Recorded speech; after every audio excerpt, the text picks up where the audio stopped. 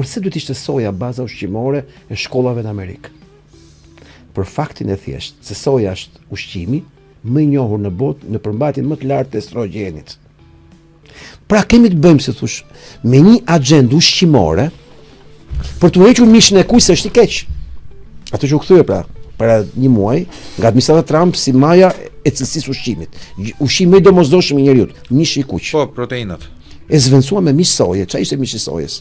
Një shpikje artificiale që ngjante si mish, po ishte soje. Shpikën bukën e sojës me mjell soje. Shpikën gjalpin e sojës, vajin e sojës, gjellën e sojës, qoftën e sojës, patatën e sojës, gjithçka soje. Pra bombardim me estrogen. Nga viti 92, pak nga pak, derisa mbuluan të gjithë tavolinë e ushqimit të fëmijëve në shkolla, në Amerikë. Ai ushqimi falas, që e quajmë ne, që tha Lulbasha, do bëjmë ushqim falas të idiotësirat, në fakt në Amerikë dhe në Evropë, hajtu bukë në shkollë. Problemi ishte çka kishin këta.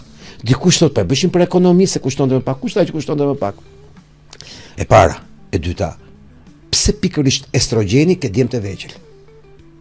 Sepse estrogen pas estrogeni, i bombarduar dhe me shumë forma dhe mjete të tjera, të bëjnë meshkujt femra.